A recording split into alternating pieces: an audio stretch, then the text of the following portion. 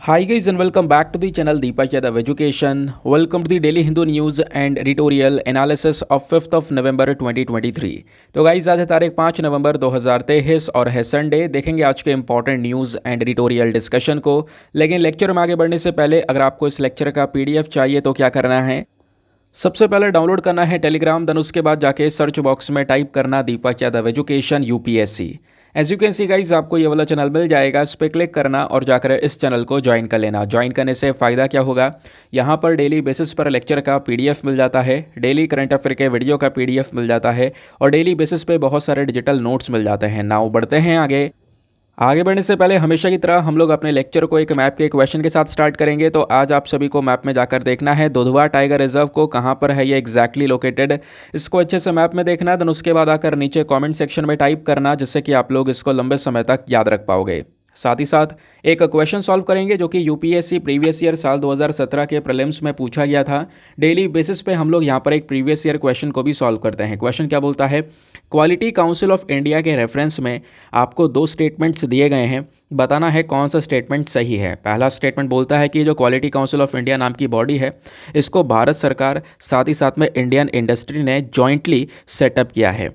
Second statement बोलता है कि क्वालिटी काउंसिल ऑफ इंडिया के जो चेयरमैन होते हैं, इसको अपॉइंट किया जाता है प्रधानमंत्री जी के थ्रू, लेकिन प्रधानमंत्री जी को रिकमेंडेशन देती है हमारी इंडस्ट्री टू द गवर्नमेंट। उस रिकमेंडेशन के बेसिस पर यहाँ पे उस चेयरमैन को अपॉइंट करते हैं। तो बताओ दोनों स्टेटमेंट में से कौन सा स्टेटमेंट सही है। नीचे ऑप्शंस दिए गए हैं, option number A 1 only, option number B 2 only, option number C दोनों सही हैं या ऑप्शन नंबर डी दोनों के दोनों गलत हैं। तो इसका सही आंसर सभी को नीचे कमेंट सेक्शन में देना है, एटलीस्ट सभी को इसमें पार्टिसिपेट करना है, जैसे मैं आप लोगों से डेली बेसिस पे बोलता हूँ। बाय द वे, इसका जो करेक्ट आंसर है वो मैंने आपको टेलीग्राम पर प्रोवाइड करवा दिया है, वहाँ से भी आप इसको चेकआउट कर सकते हो। और अगर वहाँ पर आंसर नहीं मिलता है तो भी कोई परेशान होने की ज़रूरत नहीं है, वीडियो के लास्ट में इसके करेक्ट आंसर का डिस्कशन हम लोग करेंगे। तो चलो शुभारंभ करते हैं और चलते हैं सबसे पहले थंबनेल वाले इंपॉर्टेंट आर्टिकल की तरफ। दोस्तों ये जो न्यूज़ है ये आपने हर जगह पर देखा होगा, इसकी लगातार चर्चाएं हो रही हैं। अब थोड़ा सा यहाँ पर इस आर्टिकल को एग्ज़ाम पर्सपेक्टिव से लिंक करके हम लोग यहाँ पर समझने वाले हैं। एक यूट्यूबर हैं एल्विश यादव, जो कि रिसेंटली काफ़ी ज़्यादा चर्चा में रहे हैं, क्योंकि यहाँ पर बिग बॉस ओटीटी के विनर भी यहाँ पर ये रह चुके हैं।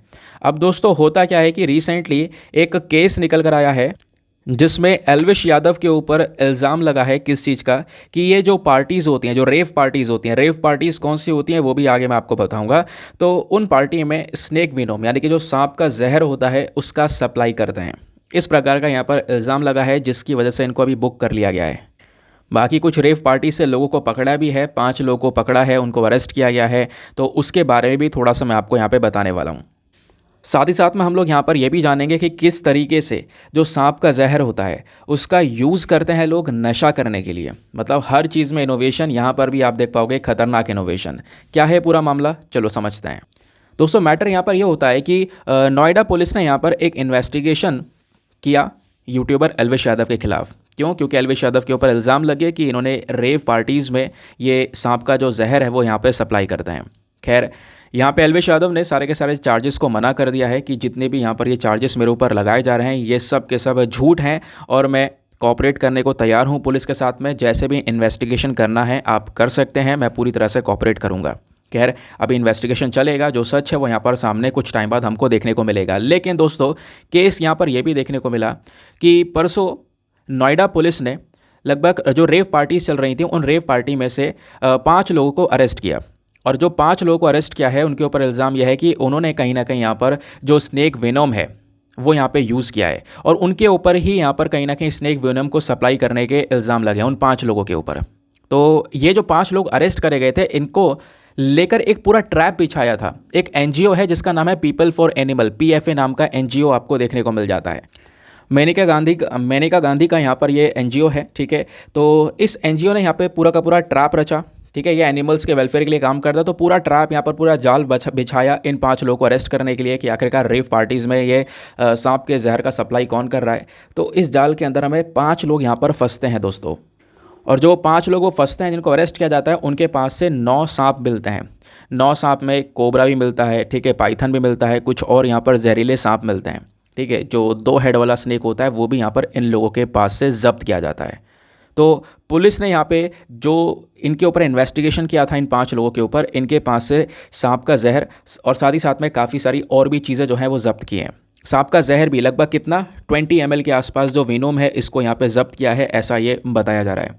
और उसको आगे टेस्टिंग के लिए भेज दिया है कि ये ह्यूमन बॉडी के ऊपर किस तरीके से एक ड्रग का काम करता है। क्योंकि यहाँ पे सबसे ज़्यादा अभी क्या हो रहा है कि कई सारे लोग ऐसे हैं जो कि ड्रग्स के तौर पर ये जो सांप का जहर है, जो विनोम है, इसका यूज़ कर रहे हैं। ठीक है। और दोस्तों आपको पता होगा ड्रग्स को लेकर हमारे पास में एक पर्टिकुलर एक्ट है, कई बार मैंने आपको उस एक्ट के बारे में पढ़ा रखा है, इसके बारे में थोड़ा सा याद रखना। NDPS एक्ट 1985 1985 का ये कानून हम कई बार डिटेल से पढ़ चुके हैं। NDPS की फुल फॉर्म है narcotics drugs and psychotropic substances act. तो हर प्रकार का जो ड्रग्स होता है, चाहे वो स्नेक विनोम हो, चाहे कैसा भी ड्रग हो, वो सारे के सारे दोस्तों ड्रग्स इस पर्टिकुलर एक्ट के अंदर में कवर किए जाते हैं। तो इस एक्ट के तहत यहाँ पर कह सकते हो पूरी तरह से अगर कोई रजिस्टर किया जाता है, कोई पर्सन को अरेस्ट किया जाता है, तो लंबे समय तक उसको सज़ा होती है। ठीक है।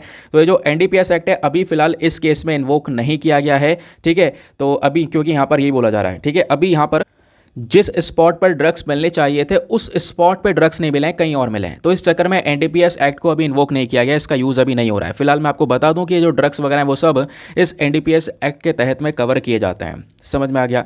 कहोगे सर अभी तक एल्विश यादव की तो बात ही नहीं हुई, अभी तक केवल 5 लोग को अरेस्ट किया है, वो सारी बातें चल रही हैं, लेकिन एल्विश यादव के ऊपर इल्ज़ाम कैसे लगा?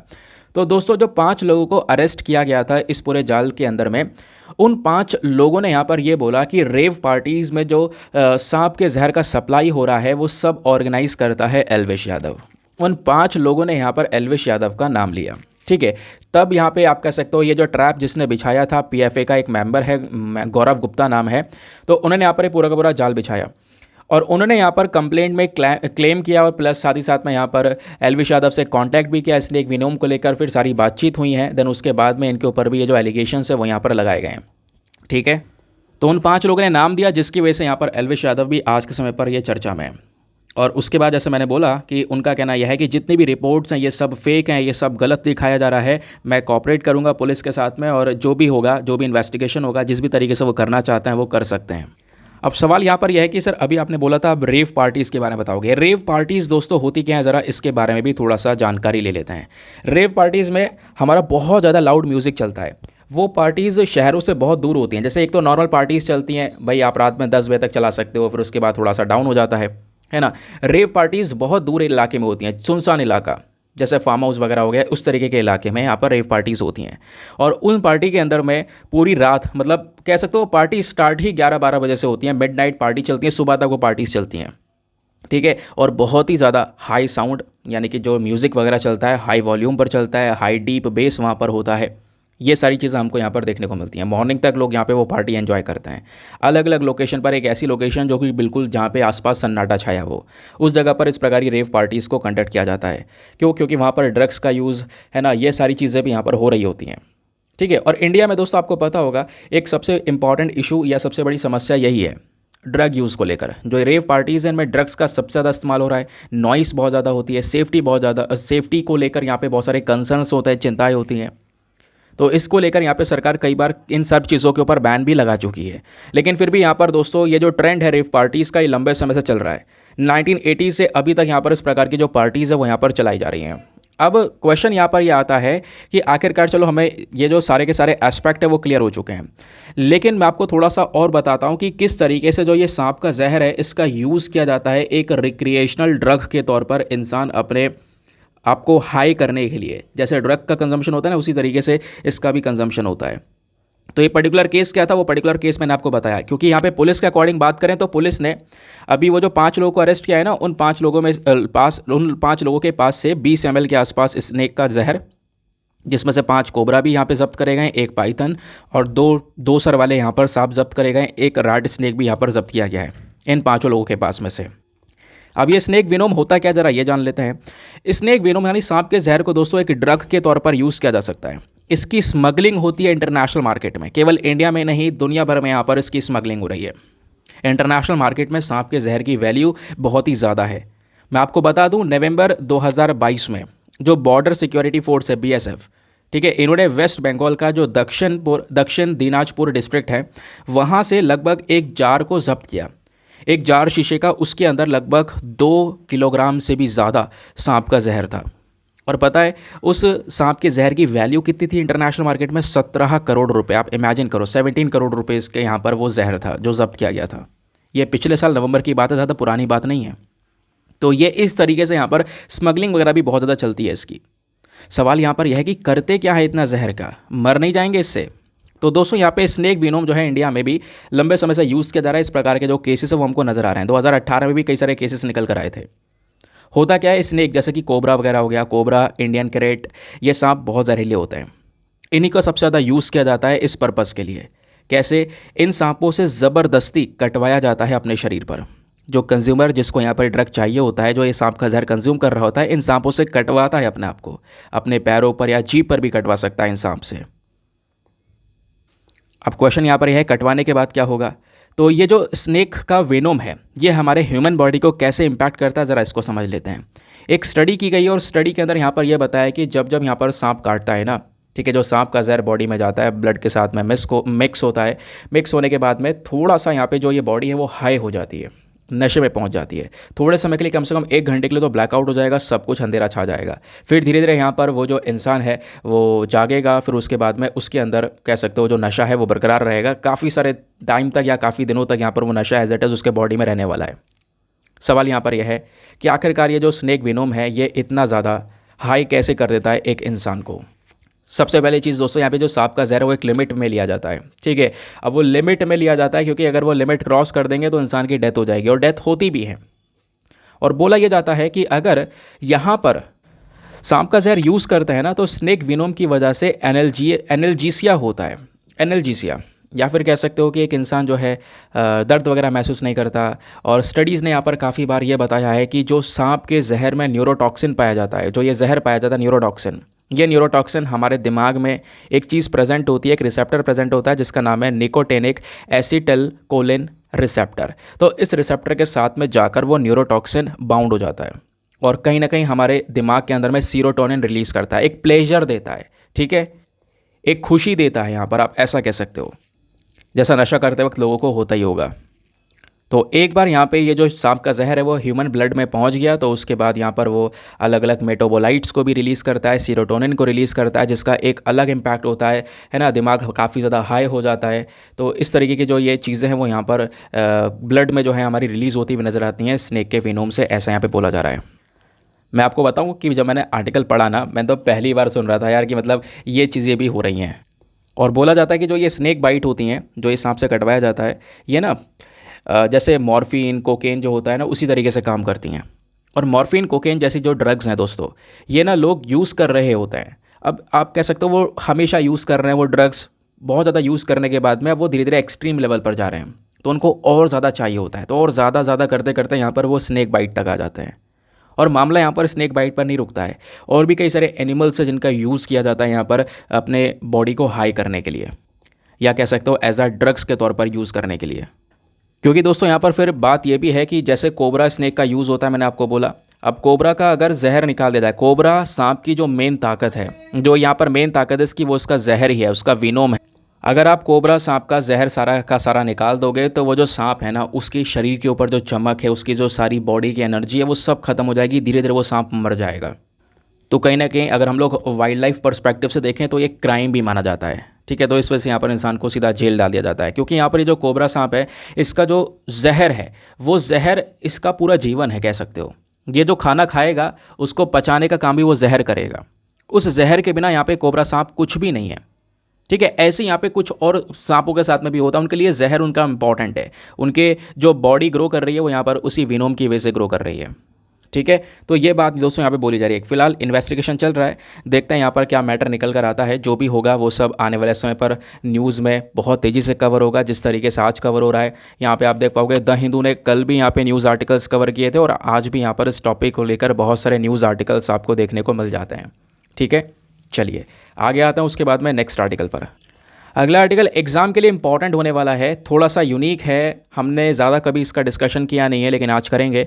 एनिमी प्रॉपर्टी, दुश्मन की संपत्ति। तो एनिमी प्रॉपर्टी भारत में बहुत सारी है।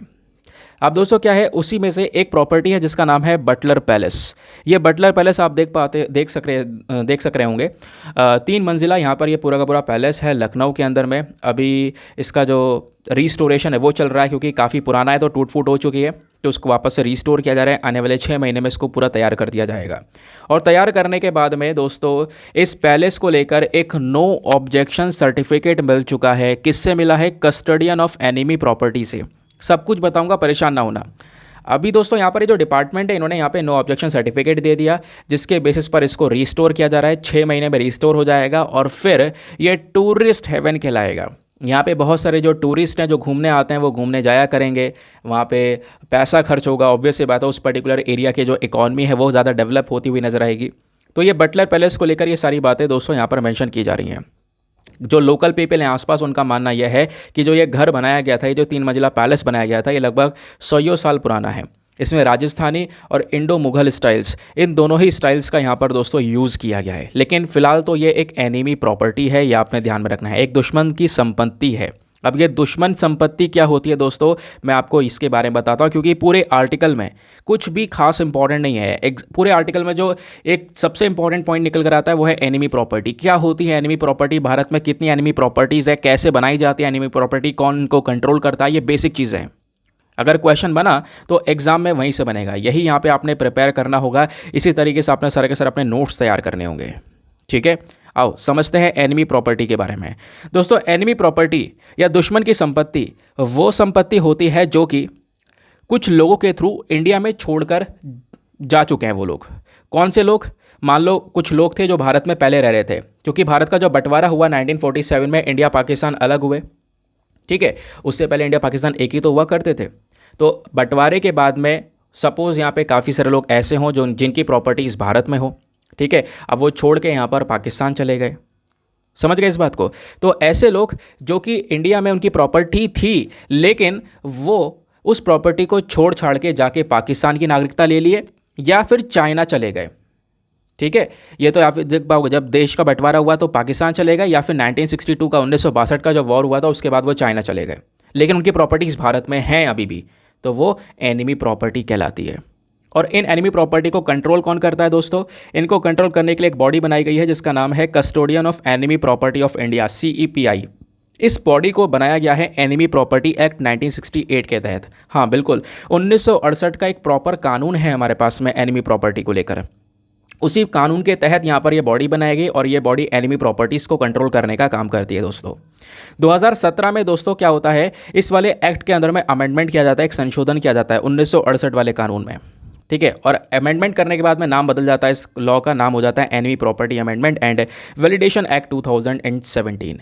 और इस बदलाव के बाद में ये बोला गया कि मान लो कोई सक्सेसर, ठीक है, मान लो यहाँ पर जिसकी प्रॉपर्टी थी, ठीक है, मतलब कि जिसकी प्रॉपर्टी थी वो छोड़ के जो चला गया था, उसका कोई आगे का वंशज, ठीक है, आगे का उसका कोई परिवार, उसका कोई सक्सेसर, वो यहाँ पर अगर यहाँ पे कह सकते हो कि इंडिया में है और वो मांग करता है कि ये मेरे बाप दादा की प्रॉपर्टी थी, मुझे चाहिए, तो ऐसा नहीं हो सकता। जो सक्सेसर है किसका, जो लोग पाकिस्तान या चाइना जा चुके हैं अपनी प्रॉपर्टी छोड़कर, उसका कोई भी अगर सक्सेसर होगा तो वो अब उन प्रॉपर्टीज़ के ऊपर क्लेम नहीं कर सकता। ये बात इस एक्ट में बोल दी गई, क्योंकि कई सारे लोग उठ कर आ रहे थे और कह रहे थे भाई ये मेरे बाप की प्रॉपर्टी थी, मेरे दादा की प्रॉपर्टी थी, मुझे वापस चाहिए। सरकार ने कानून के अंदर बदलाव ही कर दिया, ले भाई अब यहाँ पर आप मांग ही नहीं सकते प्रॉपर्टी, आप क्लेम ही नहीं कर सकते, वो केवल गवर्नमेंट की प्रॉपर्टी कहलाएगी, एनिमी प्रॉपर्टी। समझ गए? तो ये जो अमेंडेड लॉ था दोस्तों, इसके तहत बोला गया कि जितनी भी एनिमी प्रॉपर्टी होंगी वो सारी की सारी एनिमी प्रॉपर्टी जो है उनमें किसी का भी हक नहीं होगा। जो छोड़ के चले गए चले गए, अब उनके बाद अगर उनके बच्चे या कोई आएगा नहीं दी जाएगी, वो क्लेम नहीं कर सकते उस प्रॉपर्टी को। और आज के समय पर भारत में इस प्रकार की कितनी प्रॉपर्टीज़ हैं, तो दोस्तों वैसे तो अगर आप देखोगे तो इंडिया में लगभग 9406 एनिमी प्रॉपर्टीज़ हैं। कितनी? 9406 टोटल एनिमी प्रॉपर्टीज़ हैं, जिसमें से 9280 प्रॉपर्टीज़ जो हैं ये पाकिस्तानी नेशनल छोड़ के चले गए थे, यानी कि उनकी प्रॉपर्टी तो छोड़ के पाकिस्तान में बस गए। और 126 प्रॉपर्टीज़ जो हैं वो चाइनीज़ नेशनल्स के थ्रू यहाँ पर हैं, यानी चाइनीज़ की यहाँ पे वो 126 प्रॉपर्टीज़ हमको नज़र आती हैं। और इन एनिमी प्रॉपर्टीज़ में से सबसे ज़्यादा जो प्रॉपर्टीज़ है, सबसे ज़्यादा संपत्ति कहाँ पर है? उत्तर प्रदेश में। इन 9,406 में से लगभग 5,000 के आसपास या कह सकते हो 4,991 प्रॉपर्टीज़ तो केवल उत्तर प्रदेश में है। बाकी बंगाल में है 2,735 और बाकी फिर दिल्ली में है बची कुची 487 के आसपास। तो दोस्तों ये था पूरा एनिमी प्रॉपर्टी का कॉन्सेप्ट। आई होप आप लोगों को बेहतरीन तरीके से क्लियर हो चुका है। अब एग्जाम में क्वेश्चन बना तो यहाँ से बनेगा, आप तैयार हो सॉल्व करने के लिए। हम क्या करेंगे, न्यूज़पेपर पढ़ के निकल जाते हैं लेकिन वो बैकग्राउंड डेटा पढ़ना भूल जाते हैं। आगे आते हैं दोस्तों। आगे बढ़ने से पहले एक इंपॉर्टेंट इन्फॉर्मेशन, अगर आप लोग हमारे पेड ग्रुप्स को ज्वाइन करना चाहते हो तो आपके पास में बढ़िया चांसेस को ज्वाइन करने का। इस पेड ग्रुप में आपको डेली करंट नोट्स के पीडीएफ वगैरह प्रोवाइड करवाए जाते हैं। फॉर एग्जांपल जैसे अभी हमने 2 आर्टिकल डिस्कस किए, स्नेक विनोम वाला और दूसरा आर्टिकल डिस्कस किया एनिमी प्रॉपर्टी वाला। तो आर्टिकल इंपॉर्टेंट नहीं है, आपको पता चल चुका है। आर्टिकल से ज़्यादा इंपॉर्टेंट है उसका बैकग्राउंड डेटा। तो दोस्तों वो सारा का सारा बैकग्राउंड डेटा आप लिखने बैठोगे या नोट्स बनाने बैठोगे, आपको बहुत परेशानी होगी, आपके घंटों निकल जाएंगे। तो आपको रेडीमेड नोट्स यहाँ पे तैयार करके दिए जाते हैं इस ग्रुप में। इस ग्रुप में बेसिकली वो सारा का सारा जो बैकग्राउंड डेटा है दोस्तों, उसका पीडीएफ A4 शीट में पीडीएफ तैयार करके दिया जाता है। वो पीडीएफ हिंदी और इंग्लिश दोनों भाषाओं में होता है और सबसे अच्छी बात वो पीडीएफ प्रिंटेबल फॉर्म में होता है, यानी कि आप चाहो तो उसका प्रिंट आउट निकलवा सकते हो या ना चाहो तो आप उसको केवल स्टोर करके रखो, जब मन करे डाउनलोड करा, पढ़ा, डिलीट कर दिया। हाँ, डिलीट भी कर देना है। क्यों? क्योंकि ग्रुप में आप मल्टीपल टाइम्स डाउनलोड कर सकते हो, आपके पास में उस ग्रुप का पूरा एक्सेस है, सारा कंटेंट आप उस ग्रुप का यूज़ कर सकते हो। और उससे अच्छी बात दोस्तों यहाँ पर यह है कि इस ग्रुप को जो ज्वाइन करने का अमाउंट है जस्ट 499 है। 499 for the lifetime access, या कह सकते हो जब तक आपका सिलेक्शन ना हो जाए तब तक आप 499 में इस ग्रुप को ज्वाइन करके रख सकते हो। जो अमाउंट आप इधर उधर खर्च कर देते हो, लेकिन आप इन्वेस्टमेंट करने के बाद में समझ जाओगे कि हाँ बिल्कुल ये अमाउंट जो है मेरा कुछ ही दिनों में रिकवर हो गया। बाकी दोस्तों इस ग्रुप को ज्वाइन करने के लिए करना क्या है, व्हाट्सएप पर जाना, यहाँ पर आपको एक नंबर दिया गया है 8534873368। इस नंबर पर मैसेज कर देना कि हाँ मुझे ग्रुप ज्वाइन करना है, मैं इंटरेस्टेड हूँ, कोई भी मैसेज कर देना। आपको वहाँ पर पेमेंट का प्रोसेस मिलेगा, लेकिन पेमेंट के प्रोसेस से ज़्यादा इंपॉर्टेंट आपको डेमो वीडियो का लिंक भी मिलेगा। आप पूरे डेमो वीडियो को अच्छे से चेक कर सकते हो कि भाई मैं यहाँ पे कैसे इस ग्रुप का अच्छी तरीके से भरपूर मात्रा में फ़ायदा उठा सकता हूँ। अपने आप को सेटिस्फाई करने के बाद में आपने यहाँ पर ये पैसा अपना इन्वेस्ट करना है। ठीक है, आगे आते हैं। बाकी दोस्तों यार मेक श्योर करना वीडियो पे जो लाइक का बटन है उसको प्रेस कर देना। आज हमारा छोटा सा टारगेट है 5K प्लस लाइक्स का। डेली यही टारगेट होता है 5,000 लाइक्स का। हम लोग 4,000 4,500 पे ही रुक जाते हैं। तो प्लीज़ आपने इसको पूरा करके 5,000 पहुँचाना है। साथ ही साथ में आप मेरे साथ में इंस्टाग्राम पर भी जुड़ सकते हो। इंस्टाग्राम पे जाओगे, वहाँ पे लिखोगे दीपक यादव एजुकेशन, मेरा प्रोफाइल मिलेगा जहाँ पे ऑलरेडी 13,000 से ज़्यादा फॉलोवर्स जुड़ चुके हैं। आप भी मेरे साथ में पर्सनली जुड़ सकते हो। चलो वापस आते हैं। अब आते हैं हम अपने आर्टिकल पर। तो हमारे प्रधानमंत्री जी का एक स्टेटमेंट आया है, उन्होंने बोला है कि जो ये फ्री राशन स्कीम है इसको हम आने वाले 5 साल के लिए और बढ़ा देंगे।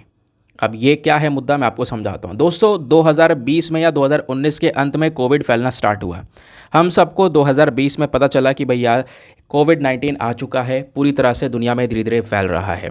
ठीक है, अब कोविड-19 पूरी तरह से फैल चुका था 2020 में। 2020 के बीच में स्थिति काफ़ी ज़्यादा ख़राब हो चुकी थी। ठीक है, सब कुछ बंद हो चुका था, लॉकडाउन्स लग चुके थे। तो दोस्तों उन सब चीज़ों के बेसिस पर जब लोगों को खाना नहीं मिल पा रहा था तो सरकार ने एक योजना को स्टार्ट किया। 2020 में पेंडेमिक के समय पर एक योजना स्टार्ट की गई जिसका नाम है PMGKAY, याद होगा, प्रधानमंत्री गरीब कल्याण अन्न योजना।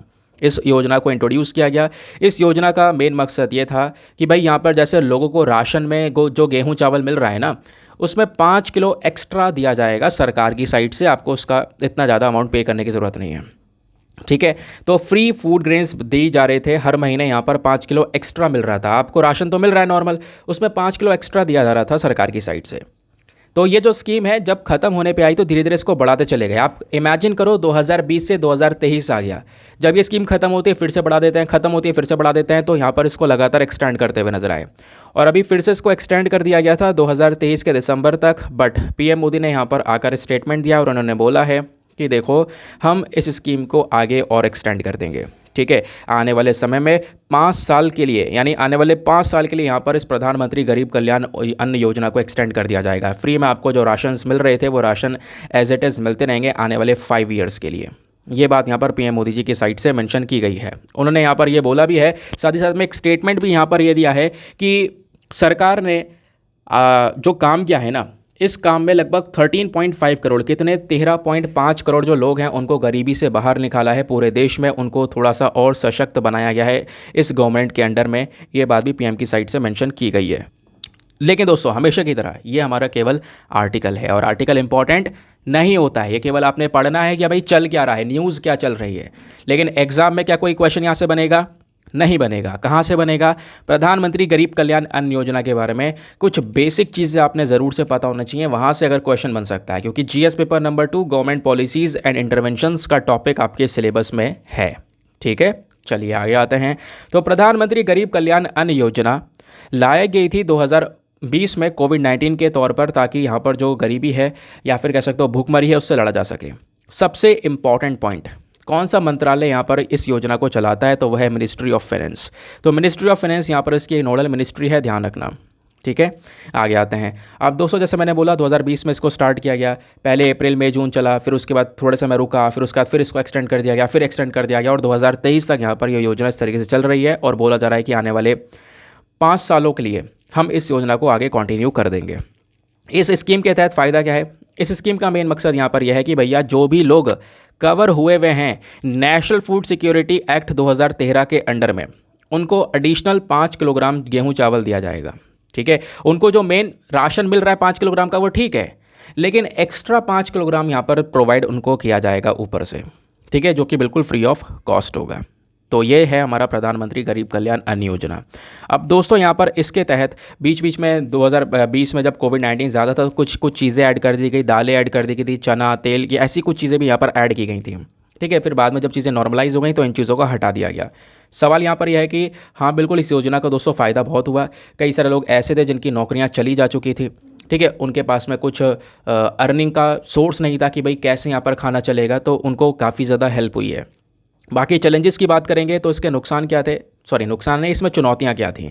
तो बिल्कुल देखो हर चीज़ भी है, इसमें एक दिक्कत भी है, आपको दिक्कत ही पता होनी चाहिए। आपसे मान लो सीधा पूछ लिया जाए कि चलो प्रधानमंत्री गरीब कल्याण अन्न योजना के फ़ायदे तो हम सब लोगों ने देख लिए, नुकसान क्या थे? आप कोई नुकसान बता सकते हो? तो आपको ये ध्यान रखना है कि भाई जितने भी बेनिफिशरीज़ हैं जिनको यहाँ पर स्कीम के तहत फ़ायदा मिल रहा है, वो सब नेशनल फूड सिक्योरिटी एक्ट के तहत कवर्ड हुए हुए बेनिफिशरीज़ हैं। लेकिन ये जो एनएफएसए एक्ट के अंदर में लोगों को कवर किया गया है वो 2011 की जनगणना के हिसाब से किया गया है। और 2011 की जनगणना कितनी पुरानी है दोस्तों? आज चल रहा है 2023, या 2020 में भी स्कीम लाई गई थी तब भी ये 10 साल आगे था समय। तो काफ़ी सारे लोग ऐसे होंगे जो कि इस एक्ट के अंदर में कवर नहीं हुए होंगे, तो यहाँ पर ये स्कीम लाने के बाद भी वो लोग कहीं ना कहीं पीछे छूट गए होंगे, उनके लिए यहाँ पर ये फूड सिक्योरिटी मेंटेन नहीं हो पाई है। समझ गए? तो ये कहीं ना कहीं एक बहुत बड़ा चैलेंज माना जा सकता है। तो ये हो गया हमारा नेक्स्ट आर्टिकल।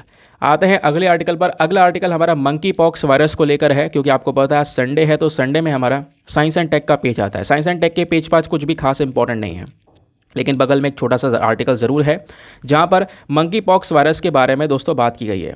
तो मंकी पॉक्स वायरस जो है आज के समय पर तेज़ी से इवॉल्व हो रहा है ह्यूमन ट्रांसमिशन की वजह से। यानी मंकी पॉक्स वायरस जो तेज़ी से बढ़ रहा है ना, ये कहीं ना कहीं इसमें कुछ चेंजेस हुए हैं, वायरस में म्यूटेशन हुआ है। साथ ही साथ में जो ह्यूमंस हैं है ना, इनके आपस में ट्रांसमिशन हो रहा है, एक इंसान से दूसरे इंसान में पहुंच रहा है। इस प्रकार की चीज़ें हमको यहाँ पर देखने को मिल रही हैं। तो मंकी पॉक्स वायरस को लेकर कुछ बेसिक चीज़ें हैं, लेकिन जैसे मैंने बोला एग्जाम के लिए इतना इंपॉर्टेंट नहीं है। एग्जाम के लिए जो खास बात है वो यहाँ पे ये वायरस क्या है, कहाँ से इसकी शुरुआत हुई, इसमें क्या प्रॉब्लम्स क्रिएट होती हैं, इसका कोई ट्रीटमेंट है या नहीं है, ये बेसिक चीज़ें हैं। यहीं से प्रीलिम्स में क्वेश्चन बनेगा अगर बना तो दोस्तों मंकी पॉक्स वायरस के बारे में आओ थोड़ा सा बात करते हैं। ये एक प्रकार का वायरल जूनोटिक डिजीज़ है, एक ऐसी डिजीज़ जो कि जानवरों से इंसान में फैलती है और फिर इंसानों से इंसान में फैलती है। ठीक है, जानवरों से इंसान में, फिर इंसानों से इंसान में। इसको हम लोग जूनोटिक डिजीज़ बोलते हैं। ठीक है, एक पॉक्स लाइक डिजीज़ है। जैसे यहाँ पर स्मॉल पॉक्स होता है, चिकन पॉक्स होता है, बॉडी पे छोटे छोटे दाने हो जाते हैं ना, वैसे यहाँ पे मंकी पॉक्स वायरस में भी हमको देखने को मिलता है। ठीक है, अब ये जो मंकी पॉक्स वायरस है दोस्तों, यहाँ पर ये स्टार्टिंग में केवल और केवल नाइजीरिया में देखने को मिला। नाइजीरिया में बहुत ज़्यादा बवाल हुआ था इस वायरस को लेकर, बहुत सारे लोगों की जान गई थी। ये वायरस मंकी पॉक्स वायरस ये ऑर्थोपॉक्स वायरस जीनस से बिलोंग करता है, ये भी आपने ध्यान में रखना है। जो इस वायरस का नेचुरल होस्ट है, यानी कौन से जानवर से वायरस निकल कर आया है, अभी तक इसके बारे में कोई भी प्रॉपर क्लियरेंस हमारे पास में नहीं है।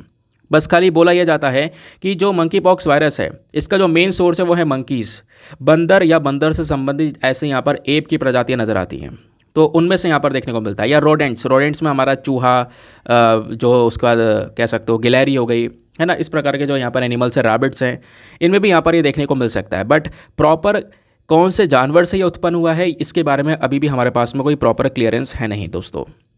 क्वेश्चन ये है कि सबसे पहली बार मंकी पॉक्स वायरस कौन से देश में उभर कर आया? सबसे पहली बार रिपोर्ट किया गया था 1958 में, और ये रिपोर्ट किया गया था democratic Republic of Congo, that is DRC, एक अफ्रीकन कंट्री है, यहाँ पर यह बीमारी निकल कर आई थी। और इसी ही देश में ह्यूमंस में यानी मानव में भी। पहले तो ये 1958 में मंकीज़ में देखने को मिली, लेकिन बाद में इंसानों में भी 1970 में इसी देश में पाई गई बीमारी है। फिर धीरे धीरे 2017 में दोस्तों नाइजीरिया में बहुत ज़्यादा आउटब्रेक होता है मंकी पॉक्स वायरस का। ठीक है, मतलब मैं आपको बता दूं, बहुत ही ज़्यादा मात्रा में लोग मारे जाते हैं, काफ़ी सारे हज़ारों लोग यहाँ पर इस केसेस के लपेट में आ जाते हैं। तो ये डिज़ीज़ है, ये डिज़ीज़ सबसे ज़्यादा अफ्रीकन कंट्रीज़ में आज के समय पर हमको देखने को मिलती है। सवाल यह है कि इसके सिम्टम्स क्या, अगर किसी को हो जाए तो इसके लक्षण क्या दिखाई पड़ेंगे। सबसे पहली बात, उसके बॉडी के ऊपर चिकन पॉक्स जैसे बहुत सारे दाने होने स्टार्ट हो जाएंगे, जैसा कि आप यहाँ पर ये देख सकते हो। इसके बॉडी के ऊपर में कई सारे छोटे छोटे दाने से पूरे बॉडी, मुंह, सब पर यहाँ पर हो जाते हैं ये। फिर उसके बाद में साथ ही साथ में बुखार है ना, सर में दर्द, इस प्रकार की प्रॉब्लम्स यहाँ पर नज़र आती हैं। मंकी पॉक्स वायरस का जो अर्ली स्टेज होता है ना, यहाँ पर आप मंकी पॉक्स वायरस को थोड़ा सा पहचान सकते हो। स्मॉल पॉक्स से अलग होता है, गले में सूजन वगैरह भी यहाँ पर हो जाती है। ठीक है, अब बात है वल्नरेबिलिटी की। तो वल्नरेबिलिटी काफ़ी ज़्यादा यहाँ पर ये वल्नरेबल है, यानी कि खतरनाक है। मैं आपको बता दूं कि अगर मान लो 10 लोगों को ये वायरस हो जाए तो इन 10 में से एक इंसान की जान ले सकता है, इतना खतरनाक है इसका रेशियो, इतना खतरनाक है। बाकी ट्रीटमेंट की बात करेंगे, ट्रीटमेंट या वैक्सीन की, तो कोई भी प्रॉपर ऐसी स्पेसिफिक ट्रीटमेंट या स्पेसिफिक वैक्सीन है नहीं मंकी पॉक्स इन्फेक्शन से लड़ने के लिए। लेकिन पिछले कुछ समय पर आपको पता होगा, दुनिया भर से हम लोगों ने स्मॉल पॉक्स नाम की बीमारी को ख़त्म किया। तो स्मॉल पॉक्स को ख़त्म करने के लिए एक वैक्सीन यहाँ पर तैयार की गई थी, और उसी वैक्सीन को हम यूज़ कर रहे हैं मंकी पॉक्स वाली बीमारी को ख़त्म करने के लिए। तो वही स्मॉल पॉक्स वाली वैक्सीन लगभग 85%, 85% इफेक्टिव है मंकी पॉक्स को मारने के लिए। ठीक है, तो यहाँ पर आप ऐसा कह सकते हो। लेकिन आपको पता है 1980 में जो ये स्मॉल पॉक्स हमने ख़त्म कर दिया। प्रॉब्लम यहाँ पर यह है कि स्मॉल पॉक्स बहुत पुराना था। ठीक है, वही वैक्सीन हम यूज़ कर रहे हैं, उसमें कुछ इनोवेशन कर लेते तो ज़्यादा सही होता। बाकी इसके ट्रीटमेंट की बात करेंगे तो कोई ऐसा प्रॉपर ट्रीटमेंट है नहीं। तो इसके लिए यहाँ पर हमें वही पुरानी वाली जो स्मॉल पॉक्स की वैक्सीन है, उसी का हम सबसे ज़्यादा यूज़ कर रहे हैं। एक नई वैक्सीन यहाँ पर तैयार की जा रही है मंकी पॉक्स के लिए, उसके लिए यहाँ पर आप कह सकते हो कुछ अप्रूवल्स वगैरह भी हमको चाहिए होंगे। ठीक है, आई होप आपको ये जो बात है वो अच्छे से मंकी पॉक्स वायरस को लेकर क्लियर हो चुकी है। कोई भी क्वेश्चन बनेगा, आप रेडी हो उसको हैंडल करने के लिए। चलो आते हैं नेक्स्ट आर्टिकल पर। अगले आर्टिकल में नेपाल अर्थक्वेक के बारे में बात की जा रही है। दोस्तों आपको पता होगा, कल नहीं परसों रात लगभग 11:30 से 12 के बीच में बहुत ही ज़्यादा खतरनाक भूकंप आता है। और वो भूकंप इंडिया में, स्पेशली नॉर्थ इंडिया में भी हमको देखने को मिलता है, दिल्ली में। ठीक है, अब मैं भी मतलब उस समय पर जाग रहा था, तो मैंने खुद भी यहाँ पर वो जो भूकंप है वो फील किया था। ठीक है, अब तो दोस्तों यहाँ पे होता क्या है कि वो जो भूकंप आया ना, उसका मेन एपिसेंटर नेपाल था। नेपाल में ये भूकंप बना, उसकी तरंगे, उसकी जो वेव्स हैं वो यहाँ तक ही दूर दूर तक आई। अब इतनी दूर दूर तक वेव्स यहाँ पे जब हमको देखने को मिली, तो इसका मतलब नेपाल में खतरनाक भूकंप आया होगा। बिल्कुल सही बात है। नेपाल में एक बार और खतरनाक भूकंप आया था 2015 में, याद होगा दोस्तों, 2015 नहीं भूल सकते। 2015 में जब वो भूकंप आया था, उस भूकंप में लगभग 9,000 लोगों की जान चली गई थी। 22,000 से ज़्यादा लोग यहाँ पर इंजर्ड हो गए थे। और वही सिनेरियो 2015 के बाद जो खतरनाक भूकंप है वो अभी परसों यहाँ पे देखने को मिला। 6.4 मैग्नीट्यूड का भूकंप आया और इस पूरे देश को बुरी तरह से हिट किया। मैं आपको बता दूं, पहाड़ों में जो घर थे नेपाल में, वो सब गिर चुके हैं। 160 लोग इंजर्ड हो चुके हैं और लगभग 160 लोगों की जान भी जा चुकी है। और ये नंबर अभी केवल जो है धीरे धीरे निकल कर आ रहा है। ये नंबर बढ़ सकता है आने वाले समय पर, क्योंकि मलबे में कई सारे लोग दब चुके हैं। ठीक है, तो ये जो सबसे ज़्यादा जो भूकंप फील किया गया है, ये काठमांडू में और साथ ही साथ में न्यू दिल्ली में यहाँ पर फील किया गया है दोस्तों। रात में लगभग 11 बजे के आसपास, 11:50 पर काठमांडू के अंदर में ये भूकंप आया। काठमांडू से लगभग 500 किलोमीटर दूरी पर वेस्ट में यहाँ पर ये भूकंप देखने को मिला, जिसकी वजह से लोगों के घर तबाह हुए, घर गिर गए लोगों के ऊपर, क्योंकि लोग सो भी रहे थे उस समय पर इतनी रात में। तो जैसे बोला जा रहा है अभी 160 लोग यहाँ पर, उनकी डेड बॉडीज़ मिल चुकी हैं। 160 लोग इंजर्ड हैं। ये नंबर बढ़ सकता है, बट ना ही बढ़े तो ज़्यादा बेहतर है। तो दोस्तों वही पुराना वाला जो सिनेरियो है वो वापस से हमको यहाँ पर लौटता हुआ नज़र आया है नेपाल के अंदर में। तो यहाँ पर अगर हम बात करेंगे तो आर्टिकल में जो सबसे काम की चीज़ हमें जाननी है वो है अर्थक्वेक्स। अर्थक्वेक्स वैसे आपको पता है होते क्या हैं, भूकंप क्या होते हैं, है ना। अर्थक्वेक का एपिसेंटर क्या होता है, एक मेन पॉइंट जहाँ पे मेन अर्थक्वेक यहाँ पे बना है। जैसे मान लो यहाँ पर ये सरफेस है हमारा, इस सरफेस में एपिसेंटर कौन सा कहलाएगा, ये वाला पॉइंट ऊपर वाला। ठीक है, जहाँ पे सबसे ज़्यादा तबाही हुई है, ये वाला पॉइंट कहलाता है हमारा फोकस। ये वाला पॉइंट फोकस जहाँ पे अर्थक्वेक बना, और बनने के बाद में, क्योंकि आपको पता है अर्थक्वेक आता कैसे है, भूकंप आता कैसे, जब हमारी जो टेक्टोनिक प्लेट्स आपस में टकराती हैं। तो ये दो प्लेट्स आपस में टकराने के बाद में ये फोकल पॉइंट है जहाँ पे भूकंप बना, और बनने के बाद में ये वेव्स यहाँ पर आई।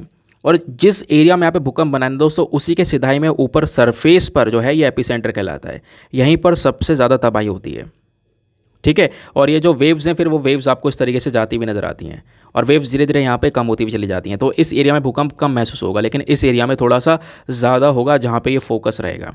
तो एपिसेंटर यहाँ पर नेपाल था और वही एपिसेंटर के माध्यम से यहाँ पर वेव्स हमको देखने को मिली इंडिया तक। ये भूकंप के झटके जो है हम लोगों को महसूस हुए। दोस्तों स्पेशली भारत में देखोगे तो भारत में कई सारे सेस्मिक जोन्स आपको यहाँ पे नज़र आएंगे, ठीक है। तो ये जोन्स आपको जो दिख रहे हैं, इसमें जोन 5, जोन 4, जोन 3, जोन 2 करके यहाँ पर कुछ जोन्स के दोस्तों नाम दिए गए हैं। जैसा आप यहाँ पर देख पाओगे, ये सारे के सारे नॉर्थ ईस्टर्न स्टेट्स जो हैं हमारे, जहाँ पे बिल्कुल डार्क रेड कलर दिया गया है। ये डार्क रेड कलर का मतलब ये जोन 5 में आते हैं। यहाँ पे सबसे ज़्यादा भूकंप हमको देखने को मिलते हैं। हिमाचल प्रदेश में ये वाला रीजन हो गया, उत्तराखंड में ये रीजन हो गया, गुजरात का ये वाला पोर्शन हो गया। ये सब वो रीजन्स हैं जहाँ पर सबसे ज़्यादा भूकंप आते हैं दोस्तों। हाई सेस्मिक जोन वाले रीजन्स आपको ये देखने को मिल जाते। तो भूकंप के पीछे के मेन कारण क्या हो सकते हैं? हमारे प्लेट टेक्टोनिक्स, जो हमारे प्लेट्स का मूवमेंट हो रहा है उसकी वजह से यहाँ पर, जैसे नेपाल में भी जो 2015 में अर्थक्वेक आया था, अभी अफगानिस्तान में आपने देखा होगा, अभी कुछ दिनों पहले की तो बात है, अफगानिस्तान में अर्थक्वेक आया था। तो ये अर्थक्वेक यहाँ पर प्लेट टेक्टोनिक्स के टकराने की वजह से आए। कभी कभी वॉल्केनिक एक्टिविटी की वजह से भी यहाँ पे अर्थक्वेक्स आते हैं, ठीक है। जो मैग्मा है, जो हमारा ज्वालामुखी है, ज्वालामुखी जब फटता है, जब विस्फोट होगा तो उससे भी यहाँ पे भूकंप आते हैं आसपास। जैसे यहाँ पर कोटोपाक्सी अर्थक्वेक आया था 2002 में। ह्यूमन एक्टिविटी की वजह से भी अर्थक्वेक आते हैं। ह्यूमन एक्टिविटी, हाँ बिल्कुल दोस्तों, ह्यूमन एक्टिविटी में क्या हो सकता है? बहुत सारे काम होते हैं, ठीक है। जैसे यहाँ पर हम जब एक्सट्रैक्शन कर रहे होते हैं, ऑयल गैस निकाल रहे होते हैं रिजर्वायर से, तो उससे भी यहाँ पर अर्थक्वेक प्रोड्यूस हो सकता है, वो वाइब्रेशन से। जैसे ओक्लाहोमा का सबसे बड़ा एग्जाम्पल है 2016 का, ठीक है। तो ऐसे अर्थक्वेक्स प्रोड्यूस हो सकते हैं। अब अर्थक्वेक्स को दोस्तों हम मापते कैसे हैं? तो मापते हैं पहली चीज़ तो मैग्नीट्यूड के बेसिस पर, भाई कितने मैग्नीट्यूड का है। फॉर एग्जांपल अभी यहाँ पर ये नेपाल में हमको देखने को मिला 6.4 मैग्नीट्यूड का, ठीक है। तो इस तरीके से यहाँ पर कितने मैग्नीट्यूड का है, तो मैग्नीट्यूड में भी यहाँ पर नापा जाता है इसको। ये नापने का तरीका सबसे आसान है, ऐसा यहाँ पे बोला जाता है। जो रेक्टर स्केल होता है दोस्तों, एक होता है रेक्टर स्केल, दूसरा होता है मोमेंट मैग्नीट्यूड स्केल। ये दोनों कॉमन स्केल हैं जिसके माध्यम से हम क्या करते हैं, मैग्नीट्यूड्स को नापते हैं, कितना खतरनाक भूकंप है, उसकी इंटेंसिटी को यहाँ पर चेक किया जाता है, ठीक है। आगे आते हैं, ये कुछ बेसिक चीज़ें यहाँ पे आपको दी गई हैं। तो अलग अलग दो स्केल्स हैं, एक तो हो गया हमारा रेक्टर स्केल, ठीक है। रेक्टर स्केल के बाद में जो दूसरा होता है हमारा वो मोमेंट मैग्नीट्यूड स्केल। ये दो प्रकार के स्केल्स है जो कि यहाँ पे हमारे अर्थक्वेक को मापने का काम करते हैं। अब अर्थक्वेक जब भी आएगा उस एरिया में काफ़ी बड़ा डिजास्टर होगा, ऑब्वियस सी बात है, हज़ारों लोगों की जान जाएगी, लोगों की जान के साथ साथ में हज़ारों लोग इंजर्ड होंगे, है ना। जैसे अभी यहाँ पे नेपाल में देखने को मिला, अभी रिसेंटली हमें अफगानिस्तान में देखने को मिला था, ठीक है। कई सारे लोगों को यहाँ पे अपना घर छोड़कर निकलना पड़ेगा, घर यहाँ पे गिर जाते हैं, एसेंशियल सर्विस नहीं मिल पाती है, इकोनॉमी के ऊपर एक बहुत बुरा असर पड़ता है, इकॉनमी को एक बहुत बड़ा झटका लगता है। ये सारी प्रॉब्लम्स दोस्तों यहाँ पे हमको देखने को मिल जाती हैं। और अर्थक्वेक की वजह से और भी कई सारी प्रॉब्लम्स हो सकती हैं। लैंडस्लाइड हो सकती है, भूस्खलन, ऊपर से जो पहाड़ की धरती है वो खिसक सकती है, पहाड़ की ज़मीन खिसक सकती है नीचे की साइड में, सुनामी प्रोड्यूस हो सकती है, पानी गंदा हो सकता है, एयर पोल्यूशन हो यहाँ पे हो सकता है।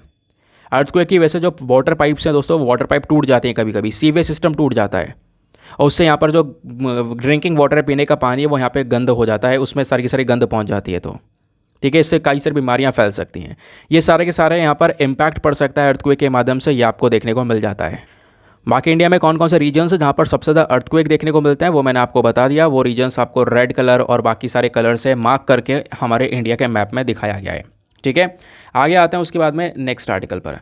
अगले आर्टिकल में दोस्तों, ये आज का हमारा लास्ट आर्टिकल है, बात की जा रही है कवच इंस्टॉलेशंस के बारे में। इंपॉर्टेंट आर्टिकल, आपको पता होगा आंध्र प्रदेश में भी रिसेंटली यहाँ पर जो ट्रेन है वो टकराई हैं, ट्रेन का कॉल्यूशन हुआ है, जिसकी वजह से कई सारे लोग यहाँ पर, मतलब 14 लोगों की तो जान जा चुकी है, कई सारे लोग इंजर्ड हो चुके हैं, 50 से ज़्यादा लोग यहाँ पे घायल हो चुके हैं।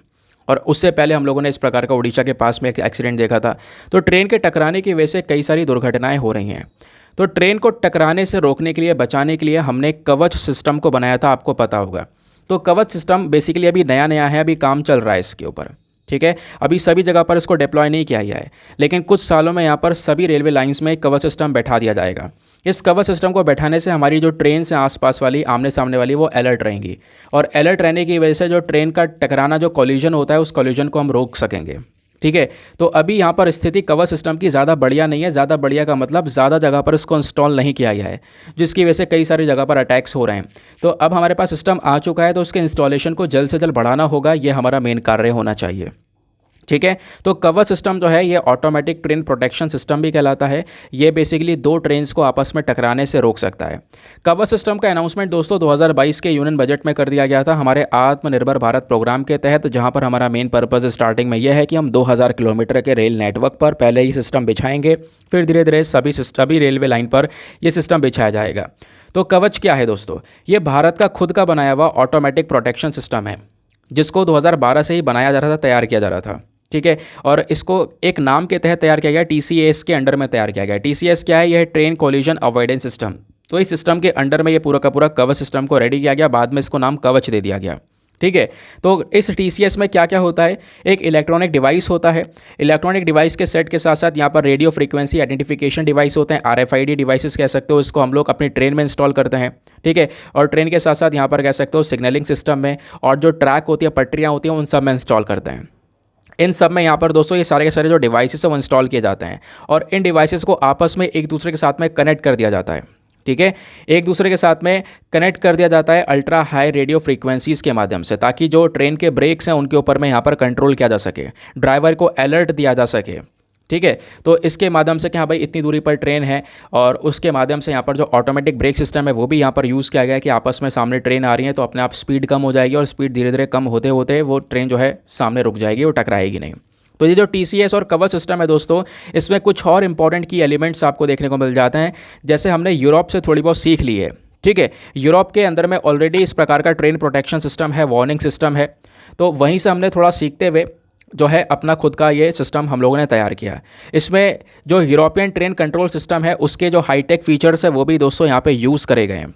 ठीक है। ये बात यहाँ पे बताई जा रही है। तो एक नए अवतार में इंडिया जो है खुद का कवच सिस्टम बना चुका है, और ये कवच सिस्टम हम जैसे जैसे पूरे एरिया में कह सकते हो डिप्लॉय कर देंगे, फिर उसके बाद में जब ये दुनिया की नज़र में आएगा तो हम इसको एक्सपोर्ट भी कर सकते हैं, दुनिया भर को बेच भी सकते हैं।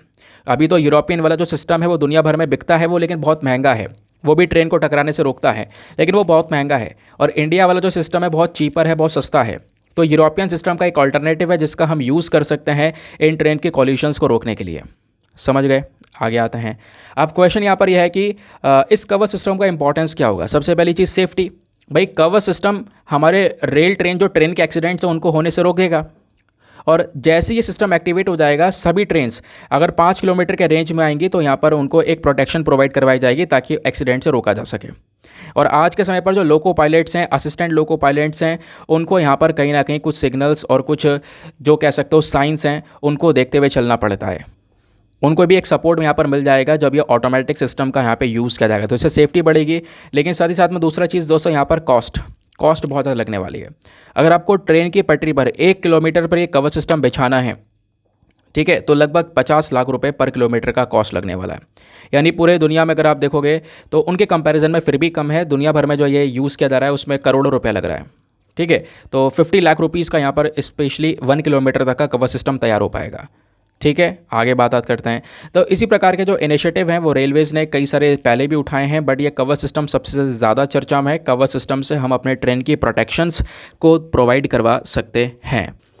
तो कवच सिस्टम यानी या फिर टीसीएस सिस्टम इस प्रकार से यहाँ पर आप देख पाओगे। इसके लिए पहले पूरा एक स्टेशन बना दिया जाएगा, टीसीएस स्टेशन। हमारी पटरियों में यहाँ पर आप कह सकते हो इस डिवाइसेस को इंस्टॉल किया जाएगा, ट्रेन में इन डिवाइसेस को इंस्टॉल किया जाएगा।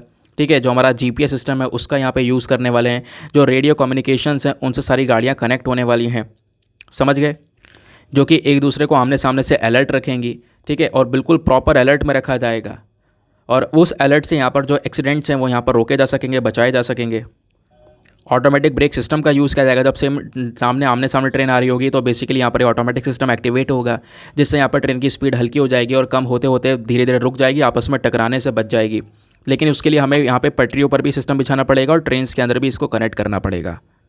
ट्रेन के सिग्नल के साथ में यहाँ पर फिर वो कनेक्ट होता हुआ नजर आएगा। ठीक है। और इन सब का डेटा जो है इस टीसीएस स्टेशन के अंदर जाएगा। टीसीएस स्टेशन यहाँ पर इन सबको कंट्रोल कर रहा होगा।